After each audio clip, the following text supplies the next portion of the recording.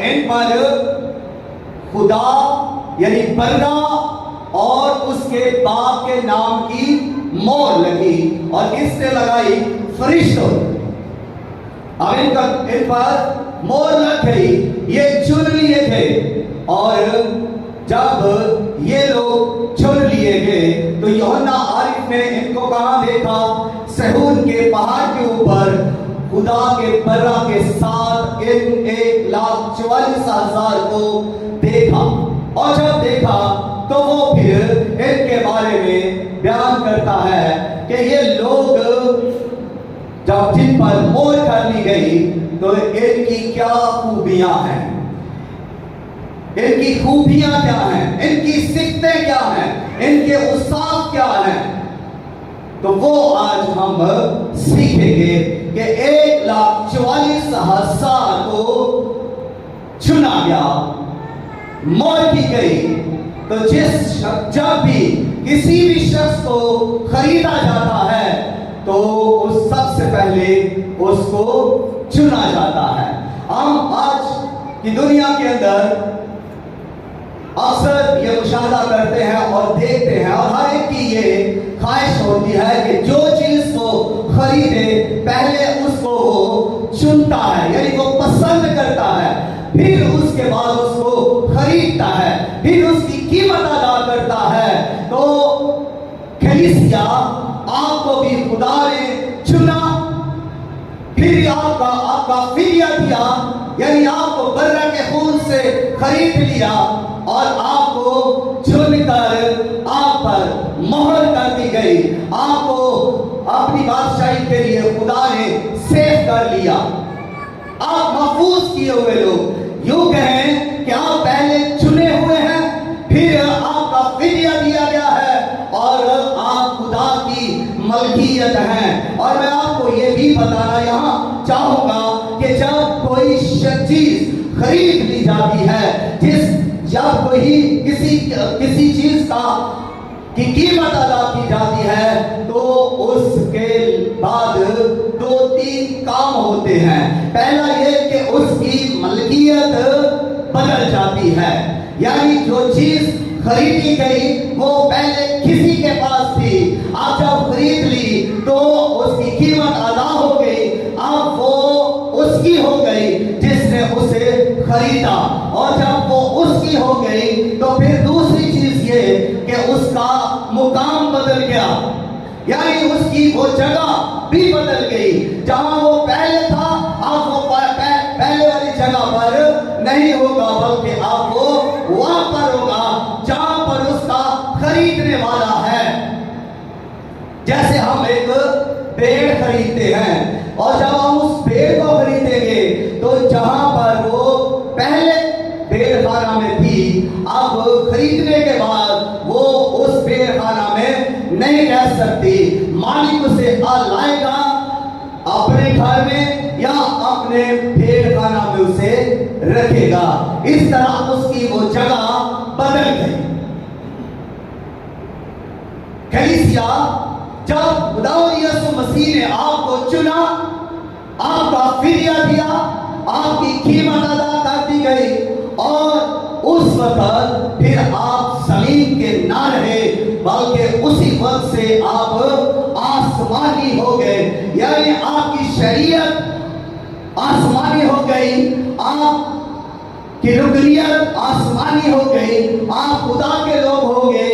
अब खुदा ने आपको इस दुनिया में अगर रखा है तो आर्थिक तौर पर रखा है, थोड़े अर्सा के लिए रखा है और इसलिए रखा है कि उसका कोई खास मकसद है जिसके लिए उसने आपको इस जमीन पर रखा है। और उस मकसद को पूरा करने के लिए ही और उस गवाही को देने के लिए ही रखा गया।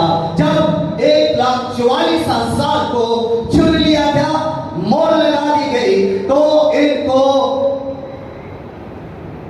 7 साल की जो इब्लीस की हुकूमत होगी, जहां बड़ी मुसीबत का दौर होगा, जहां हर तरफ कत्ल गालिब होगी, हर तरफ बुत परस्ती होगी, हर तरफ जुल्म तशद्दुद होगा, जहां हर तरफ शराबनोशी होगी, ज़नाकारी होगी,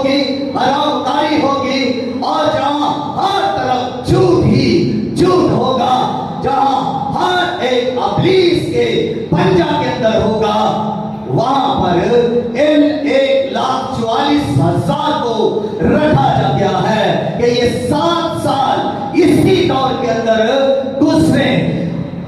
और इनको रखने का मकसद क्या है? इनको रखने का मकसद ये है कि ये इब्लीस के सिस्टम के खिलाफ गवाही दे, ये झूठे नबी के खिलाफ मनादी करे, ये मुखालिफ मसीह के खिलाफ मनादी करे, उनके झूठ के खिलाफ ये मनादी करे और उनके उस झाग के खिलाफ ये मनादी करे।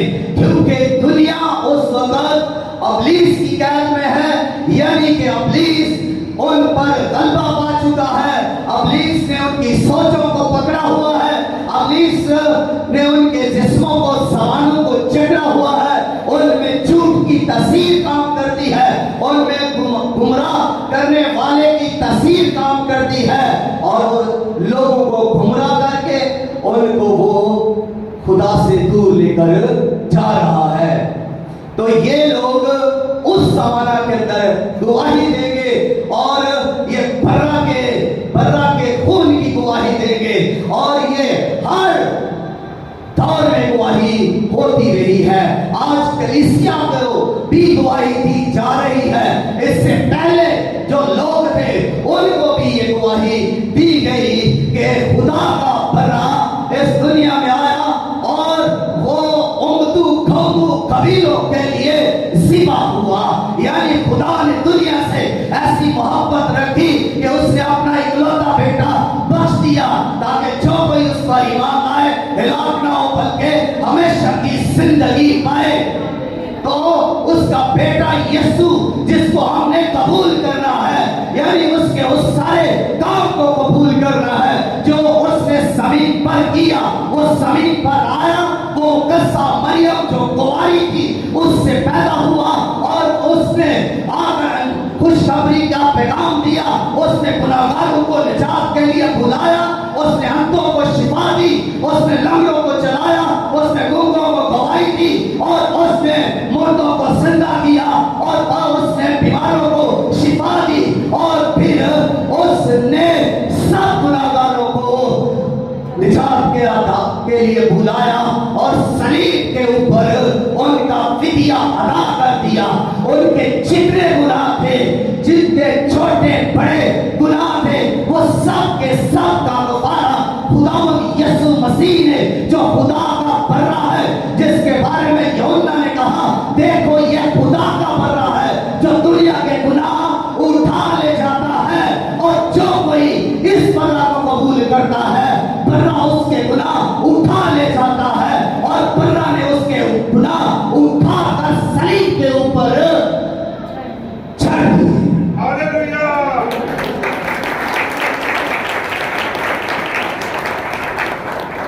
बर्रा ने हर शख्स के गुनाह सलीब के ऊपर अपने ऊपर लिए, यानी औरतों के गुनाह, मर्दों के गुनाह, बच्चों के गुनाह, बूढ़ों के गुनाह, उम्मतों के गुनाह, कौमों के गुनाह, कबीलों के गुनाह, ऐसे ज़मान के गुनाह, सारी दुनिया के गुनाह खुदावंद यीशु मसीह ने सबका फिदिया सलीब के ऊपर दिया। अब निजात वो पाएगा जो मसीह को कबूल करेगा, जो खुदा के बर्रे पर ईमान लाएगा, उसके गुनाह माफ किए जाएंगे, उसे निजात दी जाएगी। और हर ज़माना में ये बराती होगी कि खुदा के बेटे यीशु मसीह ने सलीब के ऊपर जो काम किया है वो निजात का बाइस है। कलीसिया ने अगर निजात पाई है तो वो कलीसिया ने खुदावंद यीशु मसीह के उस सलीबी काम के सबब से निजात पाई है। आपने अगर निजात पाई है तो मसीह के सलीबी काम के सबब से निजात पाई है। और अगर ये बड़ी मुसीबत के लोग यानी 1,44,000 जिन पर मोहर की गई है ये निजात पागे हैं या निजात पाएंगे तो ये भी बर्रा के लहू के वसीला से निजात पाएंगे। ये ईमान लाएंगे कि खुदा के बर्रा ने जो सलीब के ऊपर काम किया है उसके वसीला से हमारी निजात है, हमारे गुनाह मिटा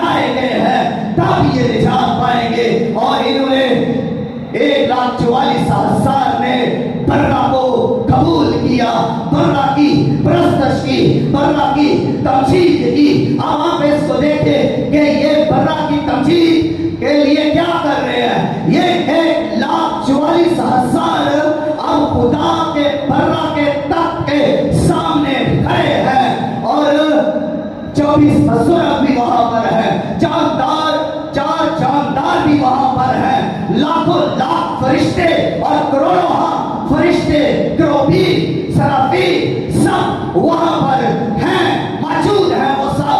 और ये 1,24,000 भी वहां पर मौजूद हैं। और वहां पर एक गीत गाया जाता है जिसको नया गीत का नाम दिया जाता है।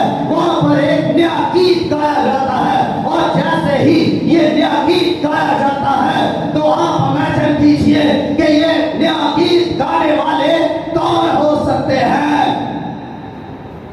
क्या ये नया गीत गाने वाले 4 जानदार हैं?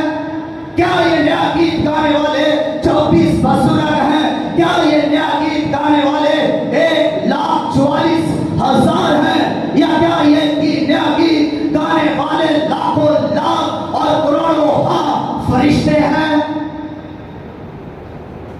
अगर ये 4 जानदार नहीं, अगर ये 24 बुजुर्ग नहीं, अगर ये 1,44,000 भी नहीं और अगर फरिश्ते भी नहीं, तो फिर ये गीत कौन गा रहा है?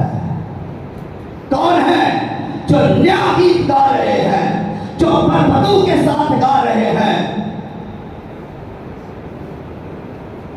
अगर हम कहें कि 4 जानदार हैं तो ये मुमकिन नहीं, क्योंकि ये तो सुनने वालों में है।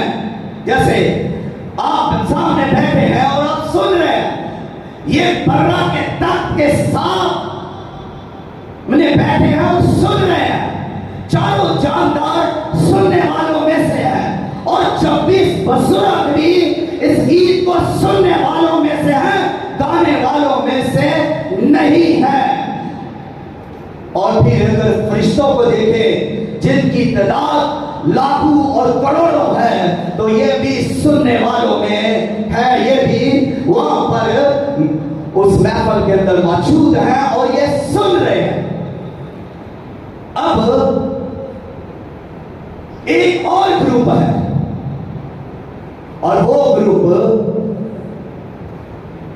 7 साल बड़ी मुसीबत में शहीद होने वाले मुक़द्दसीन हैं, जो मसीह की गवाही दे रहे थे, जो मसीह पर ईमान लाकर उसकी इबादत करते और उसके जलाल के लिए अपनी जिंदगी गुजार रहे थे।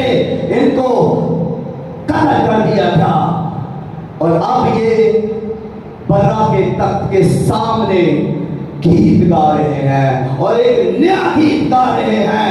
अब जब ये गीत गा रहे हैं तो इस गीत को कोई सीख भी नहीं सका, ना तो 4 जानदार इस गीत को सीख सके, ना 24 बुजुर्ग इस गीत को सीख सके, और ना ही फरिश्ते, सराफी, क्रोबी इस गीत को सीख सके। गीत गाया जा रहा है लेकिन कोई इस गीत को सीख नहीं पा नहीं रहा। तो सीख सिर्फ कौन सका? ये 1,44,000 लोग जो बर्रा के साथ सहून के पहाड़ पर खड़े देखे गए, इन्होंने इस गीत को सीख लिया। बाइबल के अंदर लिखा है कि जितने भी बर्रा के खून से खरीदे गए उनमें से सिर्फ 1,44,000 ने ये नया गीत सीखा। सिर्फ ये लोग सीख सके। और ये नया गीत जब ये सीख कर गाते हैं तो आप अंदाजा करें कि जब आप किसी महफिल में हो तो जब कोई शख्स आकर सामने परफॉर्मेंस देता है और लोग उसको सुन रहे होते हैं, उस वक्त उसकी वैल्यू, उसकी शान कुछ अलग होती है, उसका क्रेडिट वो कुछ अलग होता है। और जब ये सबके सामने खुदा के तख्त के आगे एक नया गीत गा रहे हैं, मुकद्दसीन, शहीद मुकद्दसीन। तो इनकी वैल्यू वहां पर कैसी होगी? इनको कितना बड़ा क्रेडिट दिया जा रहा होगा। और फिर जिन्होंने इस गीत को सीख लिया, उनकी भी वहां पर कितनी ज्यादा वैल्यू होगी खुदा के सामने, कितना रुतबा, कितना मुकाम होगा उनके सामने। तो इसके बाद इनकी एक और खूबी है, चौथी खूबी, और वो ये खूबी है कि ये कभी भी औरतों के साथ अलूदा नहीं हुए, ये गंवारे रहे। ये 1,44,000 लोग जो हैं, ये बड़ी मुसीबत में से गुजरे, जहां हैवान के बुत की परस्तिश हो रही थी, जहां हैवान के बुत को सजदा किया जा रहा था, जहां उसके छाप हाथों और माथे पर लगाई जा रही थी, जहां लोगों को कत्ल किया जा रहा था, ये 1,44,000 लोग उस साला दौर में गुजरे और बड़ी मुसीबत में से ये गुजरे। और इन्होंने उस दौर में, जहां अय्याशी का दौर था, जहां वो 7 साला अबलीस की हुकूमत है, अबलीस का अहद है, अबलीस का दौर है, और अबलीस के करिंदे काम कर रहे हैं, अबलीस के नायब काम कर रहे हैं, अबलीस के फरिश्ते काम कर रहे हैं, अबलीस की बंदूकें काम कर रही है, जादूगर काम कर रहे हैं, बुत परस्ती हो रही है, ज़नाकारी हो रही है, अय्याशी हो रही है, नाच रंग हो रहा है, डांस हो रहे हैं, क्लब खुले हुए हैं, और जगह जगह पर बुत परस्ती हो रही है, जगह जगह पर अय्याशी के अड्डे खुल चुके हैं, बेहयाई खुलेआम है। और उस दौर में भी ये 1,44,000 कोई गुनाह नहीं करते, ये कोई ज़ना नहीं करते, ये किसी औरत के साथ अपने आप को अलूदा नहीं करते, ये कमालों की तरह है, इन्होंने बुत परस्ती नहीं की। ज़नाकारी पुराने अहदनामे के अंदर रूहानी ज़नाकारी भी है, इसको भी प्रेजेंट करती है। जब हम बुत परस्ती करते हैं तो ये रूहानी ज़नाकारी है, यानी इन्होंने ना तो बदनी ज़नाकारी की, ना रूहानी ज़नाकारी की। रूहानी ज़नाकारी ये है कि हम खुदा के अलावा और किसी माबूद की परस्तिश करें, खुदा के अलावा और किसी के सामने झुक जाए, और किसी के महबूद के सामने उस आए और उसके बुत की या उसकी छाप लें या उसके सिस्टम के अंदर चले जाए। ये है रूहानी ज़नाकारी। तो इन 1,44,000 ने अपने आप को पाक रखा, ज़नाकारी से, बुत परस्ती से, हरामकारी से अपने आप को पाक रखा, अपने बदन को गंवारों की तरह रखा। ये ज़ना करने वालों से दूर रहे। ठीक वैसे ही जैसे यूसुफ जब मिस्र के अंदर है तो पोतीफार की बीवी उससे ज़ना करना चाहती थी, और उसने उसको जब पकड़ा तो वो अपना दामन छोड़कर उससे भाग गया। उसने उसके साथ ज़ना ना किया, उसने अपने आप को पाक रखा, उसने अपने बदन को उस औरत से अलूदा ना किया। तो ये 1,44,000 लोग भी ऐसे ही करते हैं कि अपने आप को और उनसे अलूदा नहीं करते। अब मैं ये जब बात कर रहा हूं कवालों की, तो ये मत समझिए कि सिर्फ ये ज़नाकारी सिर्फ लड़के या मर्द ही करते हैं। बाइबल के अंदर लिखा भी है, अय्यूब की किताब के अंदर कि ऐ ज़ना करने वालियों। तो कलीसिया जो है इसमें मर्द और औरत दोनों शामिल है। जब कलीसिया कहा गया है तो मर्दों को भी बात साथ शामिल किया गया है। अब कलीसिया बर्रा की बीवी है तो अब यह नहीं है कि मर्दों को छोड़ दिया गया है, मर्द और औरतें दोनों इसमें शामिल है। ना मर्द को इजाजत है कि वो शराबकारी करे, ना औरत को इजाजत है कि वो शराबकारी करे। ये दोनों मसीह में एक है, ये दो नहीं, ये एक है। इनका म्यार, इनका रुतबा, इनकी प्रस्तश, इनकी तमजीद और ये सब मसीह के सामने एक है। जब कोई भी मर्द या कोई भी औरत मसीह के तख्त के सामने झुक जाती है तो फिर ना कोई मर्द रहा ना कोई औरत रही, वो तो मुकद्दस हो गए, वो तो पाक हो गए, वो मसीह का बदन बन गए, वो मसीह की दुल्हन बन गए, वो मसीह की बीवी बन गए। अब जब बदन एक है तो फिर प्रस्तश भी एक है, फिर हमत भी एक है, फिर सच्चा भी एक है, बपतिस्मा भी एक है, खुदा भी एक है, बर्रा भी एक है और फिर हमारी निजात का जरिया भी एक है, यानी निजात देने वाला भी एक है, पाक करने वाला भी एक है और खरीदने वाला भी एक है। तो बादशाही भी एक है जिसमें हमने जाना है। अब दोनों के लिए ये एक ही बात है कि अपने आप को पाक रखें। इसीलिए बाइबल के अंदर लिखा है कि जिस तरह तुम्हारा बुलाने वाला पाक है उसी तरह तुम भी पाक बनो। और इसकी अगली खूबी 1,44,000 लोगों की यह है कि ये लोग बर्रा के पीछे पीछे चलते हैं जहां कहीं भी वो जाता है। ये इनकी खूबी है, ये इनकी सिद्ध है, ये इनकी क्वालिटी है कि ये बर्रा से जुदा नहीं होते। अब जब बर्रा बादशाही अपनी कायम करता है, 1000 साल की जब वो बादशाही कायम करता है तो कलीसिया तो पहले ही आसमान पर मौजूद है और खुदावंद यीशु मसीह जब अब इस कलीसिया के साथ जमीन पर वापस आए थे 12,000 साल बादशाही को कायम करने के लिए, तो उस वक्त कलीसिया तो कहां पर होगी? सेहून के पहाड़ पर। कलीसिया कहां पर होगी? सेहून का पहाड़ कहां पर है?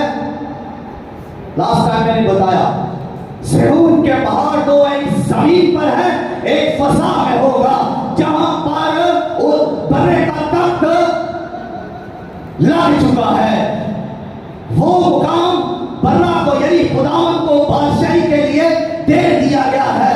वहां पर खुदावंद अपना तख्त लगाएगा और वो जमीन पर नहीं बल्कि फसा में होगा और वहां पर उसकी कलीसिया उन मुकामों में रहेगी जो मुकाम उसने उनके लिए बनाए हैं। कलीसिया उन मुकामों के अंदर होगी और ये 1,44,000 लोग जो बर्रा के साथ साथ रहते हैं, ये बर्रा के साथ साथ होंगे। ये ऐसे ही होंगे जैसे किसी बादशाह के सिपाही उसके साथ साथ होते हैं, उसके पीछे पीछे होते हैं। बर्रा जहां पर भी जाएगा ये उसके साथ होंगे। इसका मतलब ये नहीं है कि ये उसके बॉडीगार्ड हैं और खुदावंद यीशु मसीह की ये हिफाजत करेंगे। नो, ऐसा नहीं, बल्कि ये इस कदर इज्जत पाएंगे कि ये उसके साथ साथ रहेंगे, उसके पहलू में रहेंगे। जहां पर भी खुदावंद यीशु मसीह जाएंगे यानी वो अदालत करेंगे। इस 1,000 साल में वो अदालत करेंगे। तो ये 1,44,000 खुदावंद यीशु मसीह के साथ साथ होंगे। इनका एक म्यार है, एक मुकाम है, एक रुतबा है। क्यों? इसलिए कि इन्होंने अपने आप को पाक रखा, इन्होंने अपने आप को बुत परस्ती से अलग किया, इन्होंने औरतों से अलग रखा। इनका एक इसलिए मुकाम है कि ये झूठ नहीं बोलते, ये बेऐब है। इनका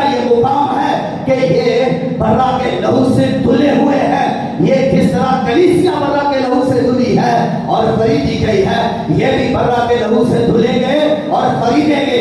लेकिन ये 1,44,000 कलीसिया में शामिल नहीं, ये मसीह का बदन नहीं। कलीसिया का रुतबा इनसे बुलंद है, कलीसिया का मकाम इनसे बुलंद है। जब कलीसिया आसमानी मकामों में है तो आप इससे अंदाजा कर सकते हैं कि कलीसिया का मकाम सब ग्रुप में से सबसे ज्यादा आला है, क्योंकि बाइबल के अंदर लिखा है कि मुबारक है वो जो बगैर देखे ईमान लाए। रसूलों ने तो देखकर ईमान लाया, छूकर ईमान लाया। शराब जख्मों में जो जख्म थे, जो शराब थे, उनमें हाथ और उंगलियां डालकर उसको चेक किया और फिर ईमान लाए। लेकिन यीशु ने कहा मुबारक है वो जो बगैर देखे ईमान लाए। हमने मसीह के शराबों में हाथ नहीं डाला, ना उंगलियां डाली है, ना मसीह को देखा है, ना उसकी सलीब को देखा है, ना उसके कांटों को देखा है जो उसने सर के ऊपर पहने, ना उसके उन कीलों को देखा है जो उसके हाथों पर लगे, ना उन कीलों को देखा है जो उसके पांव पर लगे, ना हमने उन कोड़ों को देखा है जो उसके बदन पर लगे, ना हमने उस बाला को देखा है जो उसके पसली में लगा। फिर भी हम ईमान लाते हैं कि मसीह हमारी खातिर सलीब के ऊपर मुआ, दफन हुआ और तीसरे दिन मुर्दों में से जी उठा। हालेलुया! ये है हमारी निजात का जरिया, सोर्स, सबब। इस पर ईमान लाने के सबब से हम सबसे अलग है, जुदा है, अनोखे हैं, ऊपर है, हमारा मुकाम ऊपर है, सुपर है और सुपर्ब है। हालेलुया! कह सकते हैं हालेलुया? अब सबसे ज्यादा रुतबे वाले लोग हैं, क्योंकि बादशाही में सिर्फ आप ही नहीं जाएंगे, और भी बहुत सारे हैं ग्रुप, लेकिन उन सभी ग्रुपों में आप कलीसिया, जो कलीसिया है, आपका म्यार, आपका रुतबा सबसे अलग है, सबसे ऊपर है। आप ऊपर वाले हिस्सा में होंगे, आसमानी मुकामों में। ये मसीह ने आपके लिए तैयार कर दिए हैं। और फिर जमीन के ऊपर 1,44,000 भी होंगे, क्योंकि ये जिंदा ही उस 7 साल मुसीबत में से निकल कर उसमें शामिल कर लिए जाएंगे। इनके साथ एक और ग्रुप है, वो शहीदों का है, जो 7 साल मुसीबत में मसीह के दुआई देते देते शहीद हो गए। ये भी जिंदा किए जाएंगे, ये भी उसी 1000 साल बादशाही में शामिल किए जाएंगे। लेकिन इनसे भी ज्यादा रुतबा पहला जो है वो आपका है, आप पहले नंबर पर हैं। हालांकि देखें, ये 1,44,000 आपकी तरह बदन रखते हैं। जैसा आपका बदन है वैसे उनका बदन है, जैसे आपकी जरूरतें हैं वैसे उनकी जरूरतें हैं, जैसे आप खाते पीते हैं वैसे वो भी खाते पीते हैं, जैसे आप पहनते हैं तो वो भी पहनते हैं, जैसे आप चलते हैं वो भी चलते हैं, जैसे आप बैठते हैं वो भी बैठते हैं। आपकी सारी जरूरतें जैसे हैं वैसे ही सारी जरूरतें उनकी भी हैं, और वो भी इस जमीन पर रहते हैं। जैसे आप इस जमीन पर रहते हैं वो भी इसी जमीन पर रहते हैं। तो फिर अब इमेजिन कीजिए कि आप जब इस जमीन पर हैं, आप भी खरीदे हुए हैं, वो भी खरीदे हुए हैं, आपको भी, आप पर भी मोहर है और उन पर भी मोहर की गई। तो फिर देखिए जरा उस दौर का और इस दौर का मुआवजा करते हैं।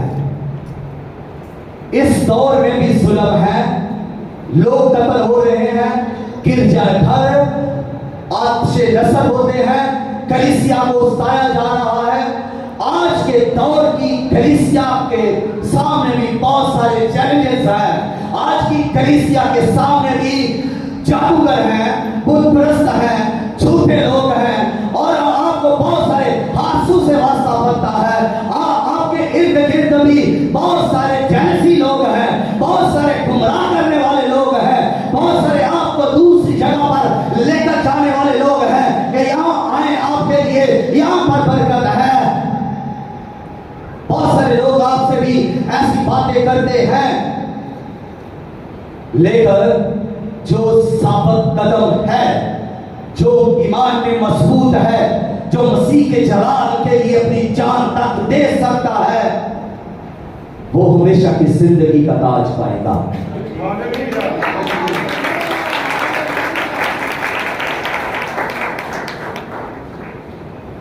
ये 1,44,000 उस 7 सालों में जो बड़ी मुसीबत का दौर है, जहां जुल्म और सितम है, जहां हर तरफ झूठ, प्रेम, नफरत और बहुत गलाजत है, ये वहां से गुजर रहे हैं। तो क्या ये खाते पीते नहीं है? उन 7 सालों में क्या आप सोच सकते हैं कि ये खाते पीते ना होंगे या ये पहनते ना होंगे?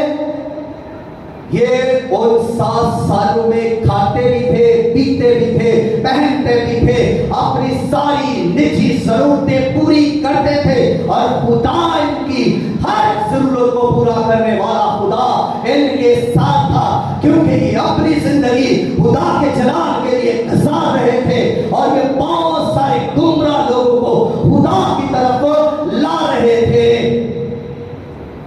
तो फिर भी इन्होंने सना नहीं किया, इन्होंने झूठ नहीं बोला, ये बेऐब रहे, ये बेदाग रहे, और ये बुत परस्त ना हुए।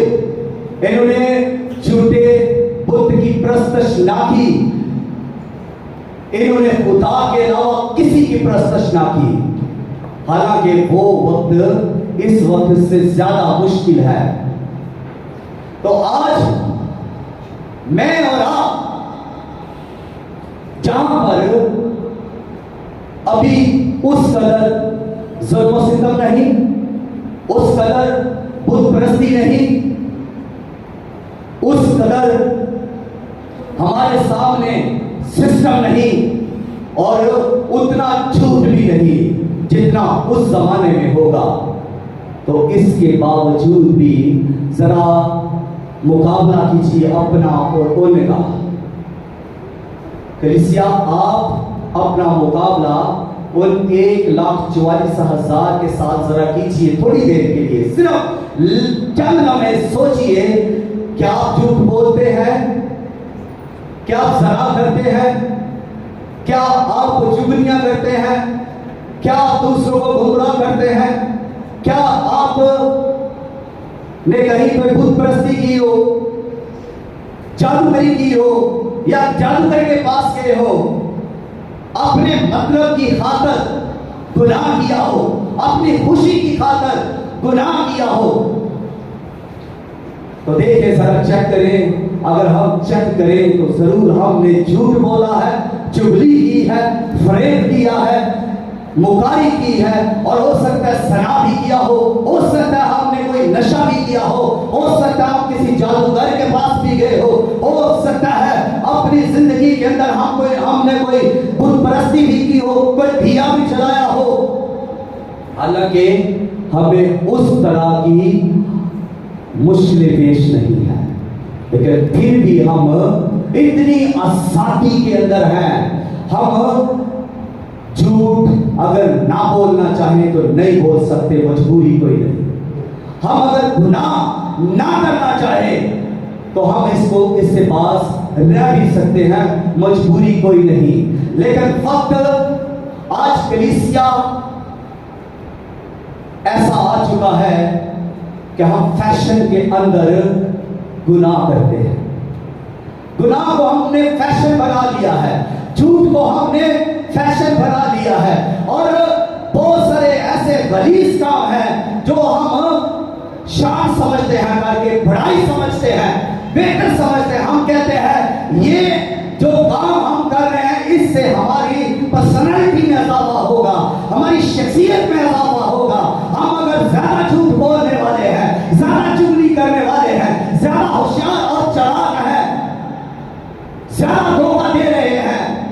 तो हम अपने आप को बड़े धनास समझते हैं, बड़े चालाक समझते हैं, बड़े होशियार समझते हैं, हालांकि खुद ये नहीं जानते कि ये सारे काम तो इब्लीस के हैं, ये खुदा के काम नहीं है।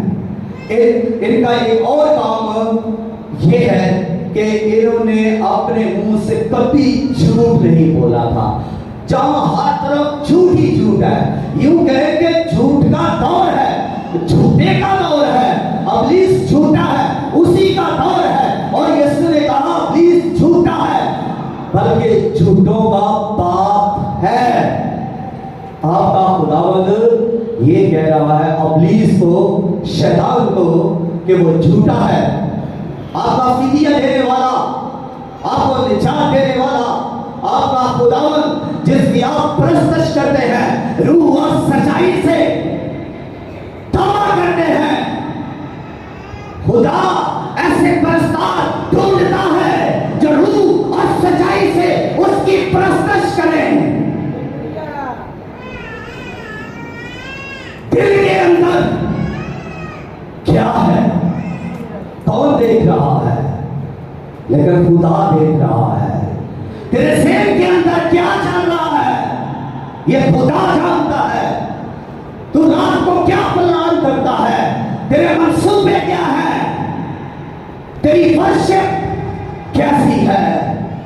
बड़े दावे करने वाले, परस्तिश करने वाले, सच्चे सच्चे दिखावा करने वाले मसीह के पास आते, हम परस्तार हैं।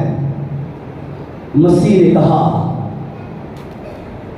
ये लोग होठों से तो मेरी परस्तिश करते हैं, लेकिन इनका दिल मुझसे दूर है। अरे वो दिल को देखता है, आपकी परस्तिश को तो वो देखता है कि कितना झूठ, कितना फ्रेड इसके पीछे है। तू परस्तिश तो करता है, तू सजदा तो करता है, तू दुआ तो करता है, लेकिन इसके पीछे तेरे क्या है, कौन सी चाल है, कौन सी मुकारी है, कौन सा धोखा है, तू क्या क्या सनाकारी का मंसूबा लेकर खड़ा है, खुदा जानता है। या शायद कोई ना जानता हो। तेरी नजर यहां किस पर ठहरी हुई है, खुदा जानता है। लेकिन तेरे मुंह में क्या है, परस्तिश। तेरे मुंह में क्या है, परस्तिश। परस्तिश करने वाले यीशु के पास आए, दावा कर रहे थे। यीशु ने कहा सिर्फ तुम होठों से मेरी परस्तिश करते हो, सिर्फ खाली पीली सफेदी फिरी हुई कपड़ों,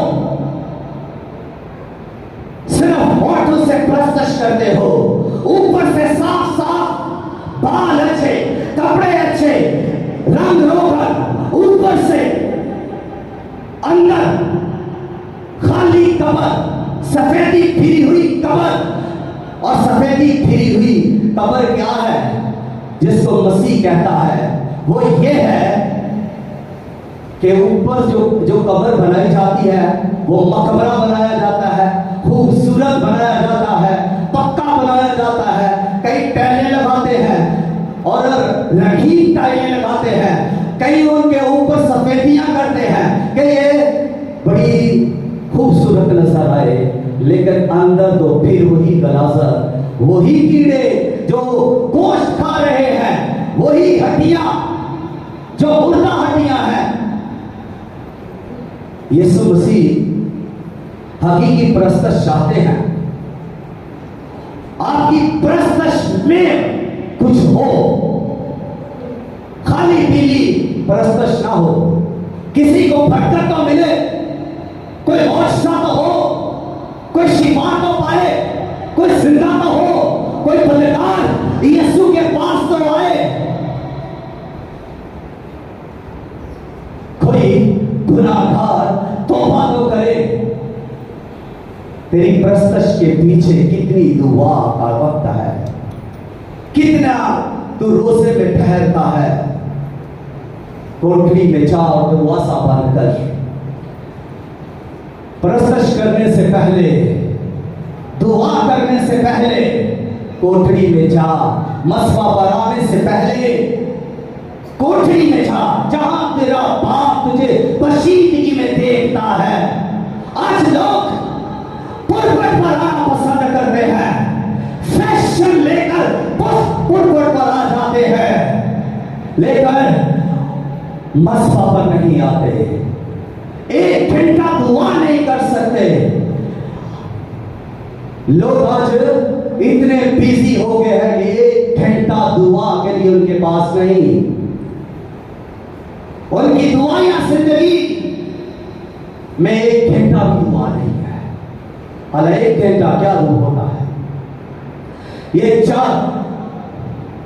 12 से 14 घंटे मेहनत करेंगे, ईंटें उठा लेंगे, जलील हो लेंगे, गालियां खा लेंगे, बहुत कुछ करेंगे, लेकिन एक घंटा दुआ नहीं करेंगे। लेकिन जो आपने मेहनत की 14 घंटे 16 घंटे, उसमें खुदा का हिस्सा कहां गया? ना तो आपने खुदा का हिस्सा दिया, ना में जो देने की जरूरत है। और जो नहीं देता वो बुज़दिल है। और बुज़दिलों का ठिकाना कहां पर है? जहां ये झूठा नबी, मुखालिफे मसीह और सारे बदकार, जादूगर, हरामकार, बुतप्रस्त, भीख और गलीज काम करने वाले और खुदा से दूरी इख्तियार करने वाले आग और कल्ब की झील में होंगे। वहां पर ये बुज़दिल भी होंगे।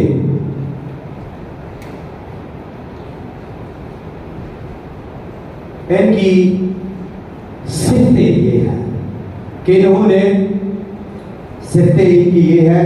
पहली सिफत इनकी ये कि ये चुने गए, खरीदे गए, इन पर मोहर की गई और फिर इन्होंने एक नया गीत सीख लिया। अब ये जो गीत इन्होंने सीखा है ना, अब इस गीत की वैल्यू है, क्योंकि इन्होंने सच्चाई से सीखा, इन्होंने रूह से सीखा, इन्होंने दिल से सीखा। इसलिए इस गीत की एक वैल्यू है खुदा के हुजूर, 4 जानदारों की नजर में, 24 बुजुर्गों और फरिश्तों की नजर में इस गीत की एक वैल्यू है। अगली खूबी इनकी ये है कि इन्होंने औरतों के साथ अपने बदन को आलूदा नहीं किया, बल्कि कुंवारे रहे। फिर इनकी और खूबी है कि ये बर्रा के पीछे पीछे चलते हैं जहां कहीं हो जाता है। फिर इनकी और खूबी ये है कि ये खुदा और बर्रा के लिए पहले फल होने के लिए चुने लिए गए। ये पहले फल होने के लिए चुने गए। फिर इनके मुंह में कभी झूठ ना निकला। और आखिरी खूबी ये है कि ये बेऐब है, बेदाग है। हमारे अंदर भी ये खूबियां होनी चाहिए। लिसिया प्लीज देखे मेरी तरफ, गौर से देखे। ये खूबियां हम में भी होनी चाहिए। ये सारी खूबियां 8 खूबियां हैं। अगर ये खूबियां हम में हैं तो हमारा मुकाम, जैसे मैंने बताया, पहला है हम आसमानी मुकामों में खुदा के बेटे यीशु के साथ होंगे। हालेलुया। जिसका ईमान है वो जोर से खुदा की तारीफ करे। हालेलुया। खुदा इस कलाम के वसीला से हम सबों को कसरत के साथ बढ़कर दे।